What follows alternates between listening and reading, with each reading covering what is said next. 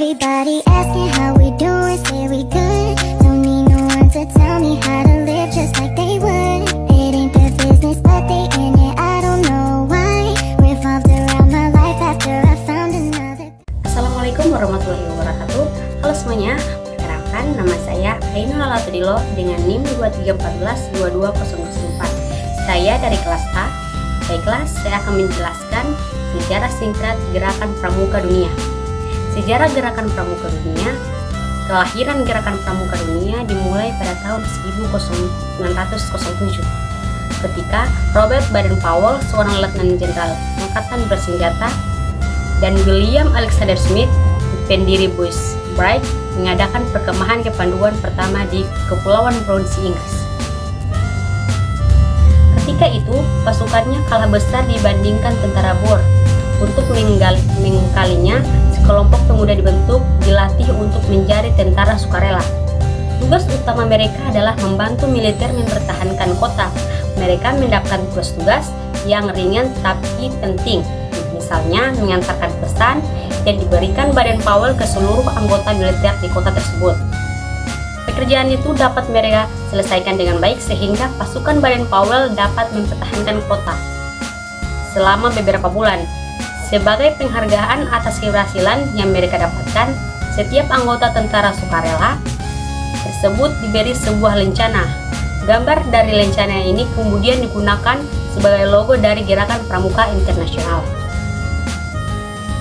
Keberhasilan Baden-Powell mempertahankan kota Mafeking membuatnya dianggap menjadi pahlawan. Ia kemudian menulis sebuah buku yang berjudul Ode to Scouting, yang artinya dan menjadi buku terlaris saat itu. Pada tahun 1906, Ernest Thompson Seton mengirimkan Baden-Powell sebuah buku karyanya yang berjudul The Brigade Roll of the Warwick Indians. Seton, seorang keturunan Inggris Kanada yang tinggal di Amerika Serikat, sering mengadakan pertemuan dengan Baden-Powell dan menyusun secara rancangan tentang suatu gerakan pemuda. Pertemuannya dengan Seton tersebut mendorongnya untuk menulis kembali bukunya Ode to Scouting dengan versi barunya yang diberi judul Boys Patrols. Buku tersebut dimaksud sebagai buku pertunjukan kepanduan bagi para pemuda ketika itu. Kemudian, untuk menguji ide-idenya, dia mengadakan sebuah perkemahan untuk 21 pemuda dan berbagai lapisan masyarakat selama seminggu penuh, dimulai pada tanggal 1 Agustus di Kepulauan Brownsea. Metode organisasinya sekarang dikenal dengan sistem patroli atau patrol. Sistem dalam bahasa Inggris menjadi kunci dan pelatihan kepanduan yang dilakukan sistem ini mengharuskan para pemuda untuk membentuk beberapa kelompok kecil. Kemudian menunjuk salah satu di antara mereka untuk menjadi ketua kelompok tersebut.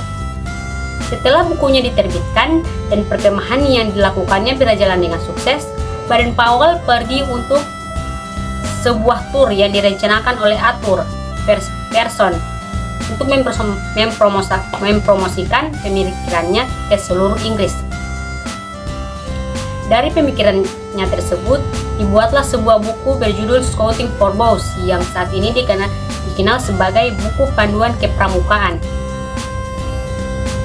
Saat itu, Baden-Powell mengharapkan bukunya dapat memberikan ide baru untuk beberapa organisasi pemuda yang telah ada, tetapi yang terjadi beberapa pemuda malah membentuk sebuah organisasi baru dan meminta Baden-Powell menjadi pembimbing mereka. Ia pun setuju dan mulai mendorong mereka untuk belajar dan berlatih untuk dan serta mengembangkan organisasi yang mereka dirikan tersebut. Seiring dengan bertambahnya jumlah anggota, Baden-Powell semakin kesulitan membimbing mereka. Ia membutuhkan asisten untuk membantunya. Oleh karena itu, ia merencanakan untuk membentuk sebuah pusat pelatihan kepemimpinan bagi orang dewasa. Pada tahun 1919, sebuah taman di dekat London dibeli sebagai lokasi pelatihan tersebut. Ia pun menulis buku baru yang berjudul Aids to Scouting Starship dan beberapa buku lainnya, yang kemudian ia kumpulkan dengan satuan dan disatukan dalam buku berjudul Referring to Success for Scout pada tahun 1922. Perkembangan gerakan pramuka tak lama setelah buku Scouting for Boys diterbitkan, pramuka mulai dikenal di seluruh Inggris dan Irlandia. Gerakannya sendiri secara perlahan tapi pasti mulai mencoba dan diterapkan di seluruh wilayah kerajaan Inggris dan koloninya. Unit kepanduan di luar wilayah kerajaan Inggris yang pertama diakui keberadaannya dibentuk Gilbert Tar pada tahun 1908 yang kemudian diikuti oleh pembentuknya unit lainnya di Malta. Kanada ialah koloni Inggris pertama yang mendapat izin dari kerajaan Inggris untuk mendirikan gerakan kepanduan. Diikuti oleh Australia, Selandia Baru, dan Afrika Selatan. Chili ialah negara pertama di luar Inggris dan koloninya yang membentuk gerakan kepanduan. Parade pramuka pertama diadakan di Crystal Palace, London pada tahun 1910. Parade tersebut menarik minat para remaja di Inggris. Tidak kurang dari 10.000 remaja putra dan putri tertarik untuk bergabung dalam kegiatan kepanduan. Pada tahun 1910, Argentina, Denmark, Finlandia, dan Prancis, Jerman, Yunani, India, Meksiko, Belanda, Norwegia, Rusia, Singapura, Swedia, dan Amerika Serikat tercatat telah memiliki organisasi kepramukaan. Semenjak didirikan gerakan pramuka yang memfokuskan program pada remaja usia 11-18 tahun telah mendapatkan respons yang menggembirakan, anggota bertambah dengan cepat. Kebutuhan program pun dengan sendirinya bertambah untuk memenuhi keinginan dan ketertarikan para generasi muda pada saat itu. Gerakan Pramuka menambah 4 program dalam organisasinya untuk melebarkan lingkup keanggotaan gerakan pramuka.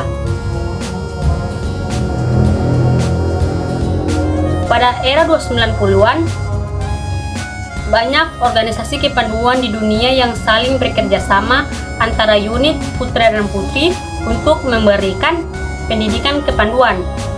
Program awal bagi pendidikan pembina diadakan di London pada tahun 1910